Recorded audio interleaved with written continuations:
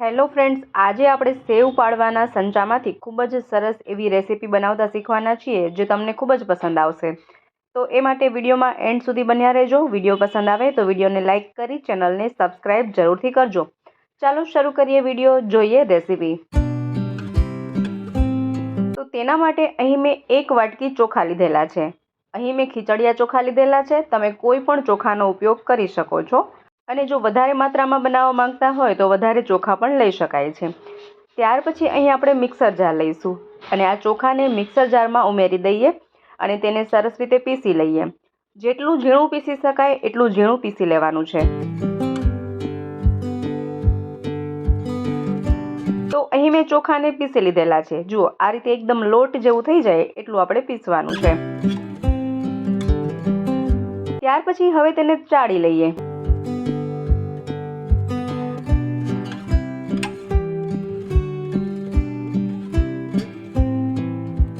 આ રીતે ચાળ્યા પછી જે આ ચોખાની કણકીઓ વધે છે તેને ફરીથી મિક્સર જારમાં ઉમેરી અને તેને ફરીથી પીસી લેવાની છે અને ઝીણા લોટ જેવું દળી લેવાનું છે. તો અહીં સરસ રીતે મેં ચોખાને પીસી અને તેનો લોટ બનાવી લીધેલો છે. હવે અહીં એક વાસણમાં થોડું પાણી લઈશું. અહીં મેં 2 ગ્લાસ જેટલું પાણી લીધેલું છે. ત્યાર પછી તેમાં સ્વાદ પ્રમાણે થોડું મીઠું ઉમેરીએ અને 1 ચમચી જેટલો પાપડિયો ખારો ઉમેરવાનો છે. આ રીતે એક ટુકડો હોય તો તેને આ રીતે ભૂકો કરી અને પાણીમાં ઉમેરી દેવાનું છે. હવે ગેસની ફ્લેમ ઓન કરી આ પાણીને ગરમ થવા રાખીએ. મીઠું અને પાપડિયો ખારો પાણીમાં સરસ રીતે મિક્સ થઈ જાય એ માટે તેને આ રીતે આપણે મિક્સ કરી લેવાનું પહેલાં, અને ત્યાર પછી પાણી ઉકળવા લાગે એટલું ગરમ કરવાનું છે.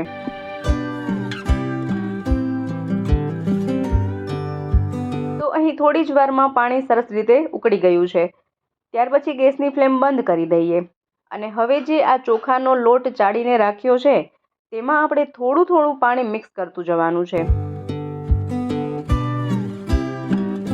થોડું થોડું પાણી ઉમેરતા જઈ અને ચમચાની મદદથી આ રીતે તેને મિક્સ કરતા જઈએ. અહીં આપણે એક સાથે વધારે પાણી ઉમેરવાનું નથી. પાણી અહીં ખૂબ વધારે ગરમ છે એ માટે અહીં આપણે ચમચાની મદદથી જ તેને મિક્સ કરવું પડશે, નહીંતર તમે હાથેથી પણ તેને મિક્સ કરી શકો.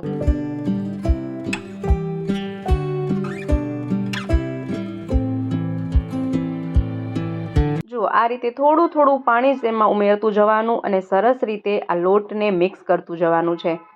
હાથેથી પણ આ રીતે મિક્સ કરી શકાય છે, પરંતુ થોડું પાણી ગરમ હોય તો આ રીતે થોડું ગરમ લાગે.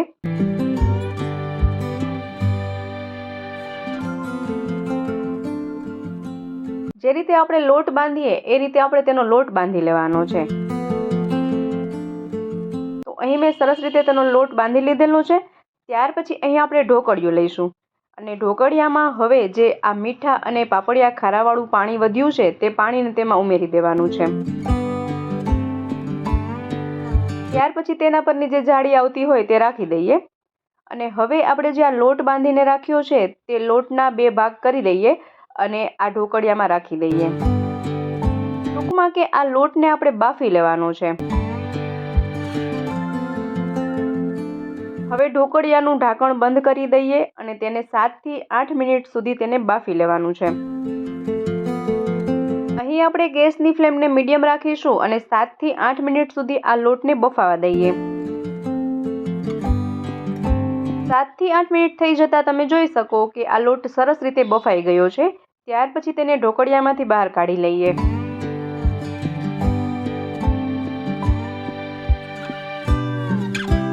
હવે ફરીથી આ લોટને આપણે મિક્સ કરવાનો છે, એટલે કે કૂણવી લેવાનો છે. લોટ અહીં સરસ રીતે બફાઈ ગયો છે, તેથી તેને આ રીતે મિક્સ કરતા એકદમ સરસ એવો લોટ અહીં રેડી થશે.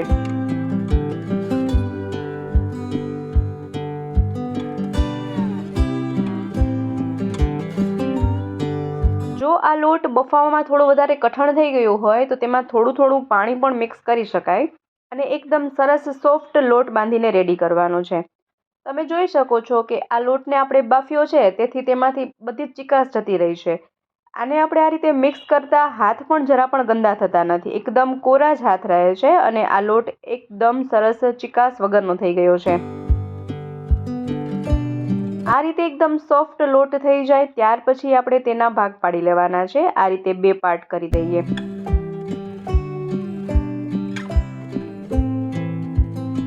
હવે અહીં આપણે સેવ પાડવાનો સંચો લેવાનો છે। આ સંચામાં આ રીતે અલગ અલગ 3 થી 4 ચકરી આવતી હોય છે, જાળીઓ આવતી હોય છે। પહેલાં તો આ સંચાને સારી રીતે લૂછી નાખવાનું છે અને તેમાં જે આ મોટા ટપકાવાળી જાળી છે તે લેવાની છે। અને હવે આ સંચામાં ફરતે જ આ રીતે ઓઇલિંગ કરી લઈએ, એટલે કે ખાવાનું તેલ લગાડી દઈએ। આ જાળીમાં પણ આ રીતે આપણે તેમાં તેલ સ્પ્રેડ કરી લેવાનું છે। હવે આ જે લોટના ભાગ પાડીને રાખ્યા છે તે એક ભાગને આપણે આ સંચામાં આ રીતે રાખીએ।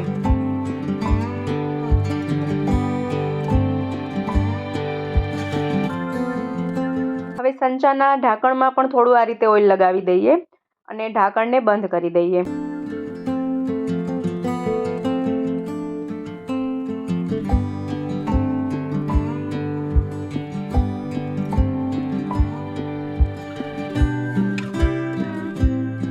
લોટનો જે બીજો ભાગ છે તેને અત્યારે ઢાંકીને રાખી દઈએ અને આ પહેલા ભાગમાંથી આપણે તેના સેવના ગુચ્છા રેડી કરવાના છે। તેના માટે અહીં મેં આ રીતે પ્લાસ્ટિક લીધેલું છે, તેને આ રીતે પાથરી દેવાનું છે। તમારા પાસે ઓઢણી કે સાડી હોય તેનો પણ ઉપયોગ કરી શકાય, પ્લાસ્ટિક હોય તો તેના પર પણ આ રીતે બનાવી શકાય। ત્યાર પછી આપણે ગોળ ગોળ આ રીતે સેવના ગુચ્છા બનાવવાના છે। તમે અહીં આ સીધી પટ્ટીમાં સેવ બનાવી શકો છો, આ રીતે ગોળ ગુચ્છામાં બનાવી શકો, અલગ અલગ ડિઝાઇન કરી શકો। અને તમે જોઈ શકો છો કે આ લોટને આપણે સરસ રીતે બાફ્યો હતો, તેથી એકદમ ચીકાશ વગરનો લોટ છે તો આપણે તેને સરસ શેપમાં બનાવી શકાય છે। જનરલી જ્યારે આપણે ખીચું બનાવી અને આ રીતે સેવ બનાવીએ ને તો વાસણ પણ ખૂબ ગંદા થાય, તેને સાફ કરવા પણ અઘરા પડે અને આ લોટમાં પણ એકદમ ચીકાશ હોય, તેના કારણે આપણે વ્યવસ્થિત રીતે તેને શેપમાં પાડી ન શકીએ। એ જ રીતે હવે જે લોટનો બીજો ભાગ રાખ્યો હતો તેને પણ આ રીતે સંચામાં ભરી અને તેના પણ આપણે ગુચ્છા પાડી લેવાના છે।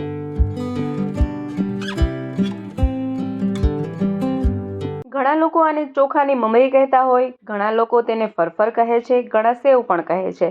તમે આને શું કહો છો એ મને કમેન્ટ બોક્સમાં કમેન્ટ કરી જરૂરથી જણાવજો। જુઓ, આ લોટને આપણે બાફ્યો હતો તો તેમાં ચીકાશ નથી, તેના કારણે આ બધા ગુચ્છા બનાવ્યા પછી તેને ઉપાડી અને આપણે લાઇનમાં ગોઠવીને પણ રાખી શકાય। જનરલી જ્યારે ખીચું બનાવીએ તો તેમાંથી આપણે આ ગુચ્છા પાડ્યા પછી તેને ઉપાડી ના શકીએ। જો આને પણ ઉપાડીને સાઈડમાં પણ રાખી શકીએ। એ ઉપરાંત આ સુકાવવામાં પણ એટલા સહેલા છે। આ રીતે લોટને બાફી અને બનાવીએ ને તરત સુકાઈ પણ જાય છે। તો આ રીતે તમે તેને ઘરમાં સૂકવી શકો અથવા તેને તડકે પણ સૂકવી શકાય છે। અત્યારે શિયાળાનો તડકો એટલો આકરો ન હોય તે માટે તેને 2 દિવસ સુધી સૂકવવું પડે છે।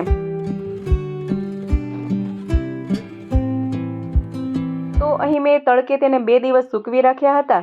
સુકાઈ ગયા બાદ કંઈક આ રીતે થઈ જાય છે। જુઓ, આ રીતે એકદમ કડક થઈ જાય, ક્રન્ચી થઈ જાય ત્યાં સુધી સૂકવવાના છે।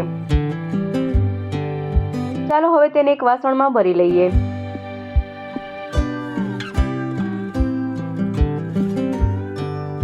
ખૂબ જ સહેલાઈથી અહીં આપણે ચોખાની મમરી બનાવી લીધેલી છે। ચાલો તેને તળીને પણ જોઈ લઈએ। તેના માટે અહીં મેં એક કડાઈમાં તેલ ગરમ કરવા રાખ્યું છે અને ત્યાર પછી તેને વારાફરતી તળી લઈએ।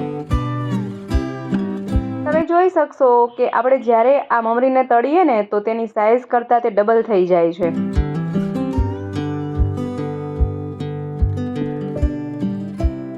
જો આ રીતે આપણે મમરીના ગુચ્છાને તળવા નાખીએ ને તો તે હોય તેનાથી ડબલ સાઈઝમાં થઈ જાય છે। ખૂબ જ સહેલી પડે છે બનાવવી। દરેક ગુજરાતીના ઘરમાં ફરફર, મમરી વગેરે બનાવતા જ હોય છે, પરંતુ અહીં મેં આપની સાથે ખૂબ સહેલી એવી રીત શેર કરી છે કે જો આ રીતે તમે બનાવશો તો સમય પણ ઓછો લાગશે, વાસણ પણ ઝાઝા ગંદા નહીં થાય અને સરળતાથી મમરીને સૂકવી પણ શકાય છે અને ખૂબ જ સરસ ટેસ્ટી બને છે।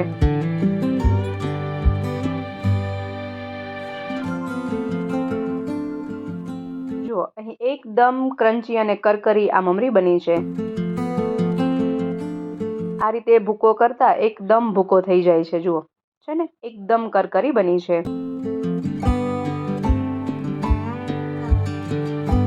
તો આ રીતે સહેલાઈથી જ તમે ઘરે જ મમરી બનાવી શકો છો। તો મિત્રો, આશા રાખું છું આજનો વિડીયો તમને ખૂબ જ પસંદ આવ્યો હશે, સાથે ઉપયોગી પણ રહ્યો હશે। વિડીયો પસંદ આવ્યો હોય તો વિડીયોને લાઇક કરજો, શેર કરજો, તેમજ અમારી ચેનલ પર નવા હોય, પહેલીવાર ચેનલ પર વિઝિટ કરી રહ્યા હોય તો ચેનલને સબસ્ક્રાઇબ જરૂરથી કરજો। ફરી મળીશું નવા વિડીયોમાં નવા જ આઈડિયાઝ સાથે. ત્યાં સુધી જોતા રહેજો આપણી ચેનલ બી ક્રિએટિવ.